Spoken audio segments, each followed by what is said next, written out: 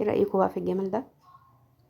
شايفين بسم الله ما شاء الله، 10 قطع جاتوه بحجم كبير من 3 بيضات بس يا جماعة. 3 بيضات وكوبايتين دقيق هيعملوا لك 10 قطع جاتوه. اظن مفيش ارخص ولا اوفر من كده. شايفين؟ انا عملت مقدارين، واحد بالشوكولاتة وواحد بالكريمة. تعالوا بقى شوفوا الطريقة ازاي. السلام عليكم ورحمة الله وبركاته. ازيكم حبايبي، عاملين ايه؟ يا رب تكونوا بخير. اللي اول مره يشوف قناتي يشترك فيها وفعلوا زر الجرس عشان يوصلكم مني كل جديد، ويا ريت تشجعوني بكلمه حلوه في التعليقات عشان مجهودي ما يروحش بس يا جماعه. ويا ريت تتفرجوا على الاعلانات كلها اللي موجوده في الفيديو. وبشكركم كلكم. وتعالوا بقى اقول لكم الوصفه الجميله دي. انا هنا معايا كوبايتين 2 دقيق، وعليهم 3 معالق كبار نشا، معلقه بيكنج باودر، معلقه محسن جل، وعليهم نص كوبايه سكر. دي كده المواد الجافه وذره الملح. دي كده كلها المواد الجافه. تمام. يبقى كوبايتين دقيق، و3 معالق كبار نشا، معلقه كبيره بيكنج باودر، معلقه كبيره محسن جل، ونص كوبايه سكر. سكر عادي. معايا بقى هنا 3 بيضات، وعليهم معلقه خل، وعليهم الفانيليا. هنا كل المكونات على بعض، وده اسبونج بيتي واقتصادي جدا، وبجد النتيجه بتاعته تحفه. انا كنت عامله بيه التورتيه اللي هي بالمانجا، مفيش احلى من كده بجد، وكل اللي جربها شكر فيها. بس وحطيت عليها كوبايه ميه متلجه. هي دي كده كل المكونات، مفيش اسهل من كده. لا هنفصل بقى بياض عن الصفار، ولا هنعمل ده لوحده وده لوحده، ولا اي حاجه. كل حاجه مع بعض كلها اهي بتتقلب. وبالمضرب كمان الكهربائي وبس. هنا بقى، هنا طبعا رودي بقى هي ايه الطباخ الصغير بتاعنا. قالت لي لا يا ماما انا عايزه انا اللي اعملها. هي بتحب تمسك المضرب، فقلت لها يا عيشي حياتك يا رودي، يمكن تطلعي كده طباخه ماهره زي ماما. مسكت بقى المضرب وكانت فرحانه جدا، وهي عماله بتضرب المكونات مع بعض. شايفين بقى؟ يعني رودي اللي بتضرب اهو يا جماعه. يعني بسم الله ما شاء الله اهي. طفله صغيره هي اللي بتعمله كل الكيك الاسفنجي اللي مغلب كل الناس. هيتضرب بقى كده تقريبا حوالي 10 دقايق. وطبعا بقى ايه، بين ال10 دقايق دول حاولي ان انتي تخلي المضرب يرتاح شويه عشان ما يتحرقش، لان طبعا مش هيبقى قوي جدا زي العجان يعني. بس لازم بقى نفضل نضرب فيه لحد ما نلاقي العجينه بتاعه الكيكه. شايفين الخليط يكون سميك شويه، يعني ما يكون عامل زي منقار كده. شايفين عامل ازاي؟ اظن ما فيش اسهل من كده. كل المكونات على بعض وبيتضرب. هنا بقى طبعا كنت خلاص خلصتهم، وهجيب بقى صينيه محطوط فيها ورق زبده وهصبه فيها. ده بقى نفس المقدار برضو، بس حطيت عليه كاكاو. يعني انا عملت مقدارين، بس انا بقى طبعا ما رضيتش اطول عليكم واجيب المقادير تاني من اول وجديد. فده نفس المقدار، وانا بوريكم ان انا ما حطيتش الكاكاو الا بعد ما ضربت الخليط كويس جدا زي الابيض بالظبط. بعد ما ضربته رحت حطيت عليه الكاكاو، لان لو حطيتي الاول كاكاو هيهبط مننا الخليط. شايفين عامل ازاي؟ اهو. ازاي ده كده المقاوم المظبوط. هنا بقى طبعا دول الصاجين، عملت صاجين 2 كبار. وحطيت معلقه صغيره من الخليط الابيض في الخليط الكاكاو عشان يبين لي نسبه السوى. شايفين بقى الاسبونج عامل ازاي؟ بسم الله ما شاء الله. بعد ما برد، طبعا انا سبته برد خالص تماما. يعني انا كنت عاملاه من الصبح، خدته بالليل، كانت حوالي الساعه 2 بالليل تقريبا كده. كنت سهرانه انا وياسمين، وقلنا تعالي يا ياسمين بقى نعمله بدل ما اسيبه يعني للصبح تاني يوم. قلت ايه كده كده احنا قاعدين فاضيين، قلت اما اعمله. هنا بقى بشيل الطبقه بتاعه الوش دي كلها. شايفين اصلا الحجم بسم الله ما شاء الله كبير جدا. الصاج ده كبير جدا يا جماعه، ده تقريبا 40 في 60 حاجه كده يعني. فما شاء الله كبير جدا، والكميه كبيره جدا. انا هنا طبعا بعد ما سويت الحروف رحت قسمته نصين بالطول. اهو شايفين عامل ازاي؟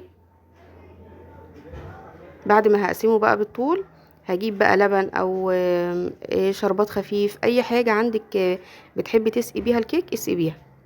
انا بقى بحب اللبن، لان اللبن لما بيتحط على كيك الاسفنجي والكريمه بيدي طعم القشطوطه، وانا بعشق القشطوطه، بعشقها بجد. فانا بحب قوي احط اللبن.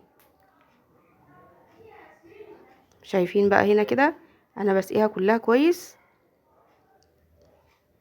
هو اصلا الكيك كمان كان طري جدا، وجربوا الوصفه وانتوا هتعرفوا، هتحكموا بنفسكم وهتدعوا لي، وقولوا لي بقى اللي جربها في التعليقات، يا ريت يقول لي عملت ايه معاكم التجربه.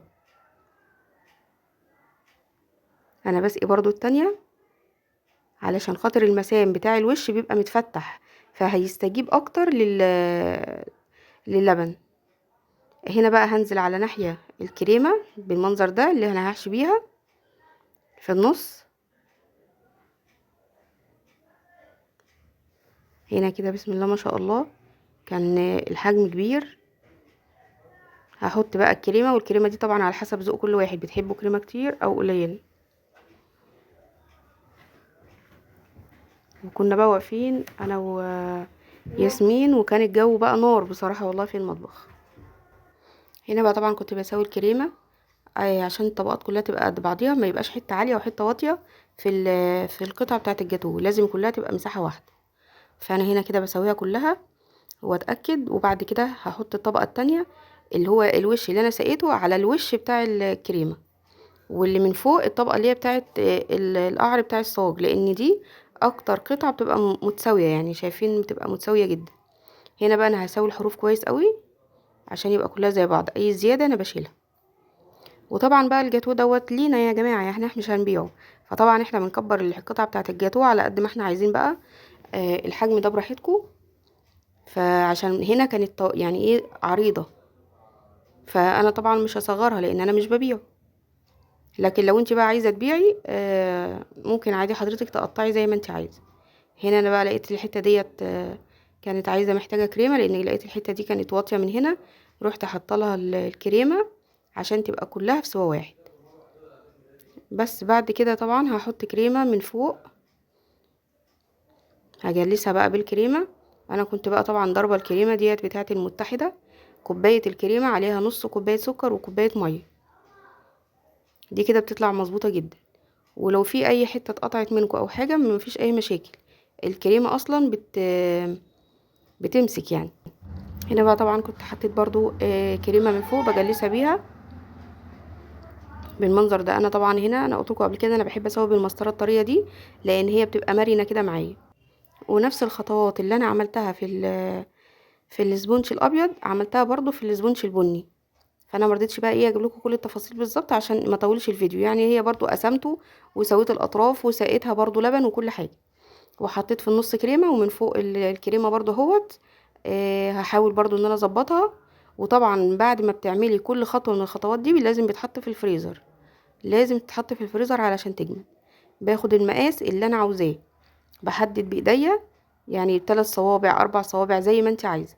هي القطعه هنا كانت مناسبه جدا 3 صوابع، بس كانت طويله، يعني شايفين الطول ده كانت طويله، بس كانت ما شاء الله حلوه جدا، يعني بالنسبه لنا هي حلوه. بس لو بالنسبه للناس اللي بيعملوا شغل اونلاين لا كده قطعه كبيره، فممكن بقى يصغروها زي ما هم عاوزين. اهي طبعا بقى الفينش الاخير ده بيرجع لذوق كل واحد يعني. فانا هنا عملت الابيض، الجاتوه الابيض طلعته من الفريزر. قلت اما اعمل له الديكوريشن الاخير، وبعد كده برضو هحطه في الفريزر. شايفين عامل ازاي؟ يعني بسم الله ما شاء الله زي الجاهز بالظبط بالظبط، نفس الطعم والريحه وكل حاجه والشكل وكل حاجه. شايفين بسم الله ما شاء الله. والقطعه كمان كبيره، اظن بره ما تبقاش القطعه كبيره كده. اهي شايفين عامله ازاي وارتفاعها عامل ازاي. طبعا انا لسه ما كملتش الديكوريشن بتاعها. هنا عملت صوص شوكولاته وحطيتها على الكريمه من فوق. كلها خطوات سهله جدا جدا يعني. دوت اللي هي انا خدت فنجان صغير زيت، وعليه فنجان سكر، وعليه فنجان لبن، وعليه فنجان اللهم صل على النبي كاكاو. بس حطيتهم على البوتاجاز شويه مع بعض كلهم وقلبتهم كويس، وبقى هو ده كده جناش الشوكولاته، ولا بقى شوكولاته خام ولا اي حاجه، دي حاجه اقتصاديه وبيدي نفس الطعم وما فيهاش اي كلفه خالص. وطبعا القوام بتاعه بقى ده انت اللي بتتحكمي فيه، لو عاوزاه تقيل بتقللي اللبن، عايزاه خفيف بتزودي اللبن. فانا هنا بقى قلت ايه الشوكولاته بيليق معاها قوي المكسرات، فانا حطيت سوداني مجروش بالمنظر ده. طبعا برضو الديكور ده بتاعك انتي، الفينش الاخير ده انتي وذوقك فيه، وانتي وامكانياتك برضو. هنا بقى حطيت المكسرات المجروشه دي، كان سوداني وتقريبا بواقي بندق، يعني ما كانش كتير، بس السوداني هو اللي كان اكتر. وهي حاجه كويسه جدا. وسهره الخميس، الولاد بيحبوا ياكلوا اي حاجه بالليل في الخميس، لان طبعا اليوم الوحيد اللي الناس كلها بتسهر فيه. فطبعا بيحبوا ياكلوا اي حاجه حلوه. فقومي اعملي، ممكن تعملي مقدار واحد، بلاش المقدارين. بدل ما تعملي مقدارين ابيض وشوكولاته، لا اعملي مثلا يوم كده والاسبوع اللي بعده نوع تاني وبس. هنا بقى طبعا رحت جبت حبه جوز الهند، حمرتها على البوتاجاز من غير طبعا اي مواد دهنيه خالص، في طبق ألمونيا بس كده. هتحمريها هتبقى بنفس اللون ده. الكريمه بيليق معاها قوي قوي ال اللهم صل على النبي، اسمها ايه؟ جوز الهند. الكريمه بيليق معاها جوز الهند قوي، بيبقى طعمها تحفه، وخصوصا كمان المتحمر. والشوكولاته معروفه بتحب دايما المكسرات. شايفين بقى الشكل ما شاء الله عامل ازاي؟ شايفين ما شاء الله الارتفاع عالي جدا، يعني حاجه كده ما شاء الله اللهم بارك. ومش مكلفه خالص يا جماعه، مش مكلفه. كوبايتين دقيق وثلاث بيضات، مش حاجه يعني اهي، ولا زيت ولا سمنه ولا اي حاجه، بدون اي مواد دهنيه. طلعت معايا المقدار، طلع معايا 10 قطع جاتوه، 10 قطع جاتوه ابيض و10 قطع جاتوه شوكولاته، نفس المقدار، لان طبعا السجان واحده، فنفس المقدار. شايفين؟ بسم الله اللهم بارك، حاجه كده الله اكبر. لو فضلتي بقى معايا لحد دلوقتي كده في الفيديو، يعني بقى لايك وشير يا جماعه، واللي ما اشتركش يشترك، وقولوا لي كده رايكم في الكومنتات. هنا بقى رحت حطيت في النص كده الكريسبي الملون ده. طبعا انتوا عارفين الاطفال كلها بتحبه، فروحت حطيته، بس انا عامه ما بحبوش، يعني انا لو ما باجي اكلها بشيله. بيقولوا لي بقى ايه رايكم، ومع الف سلامه.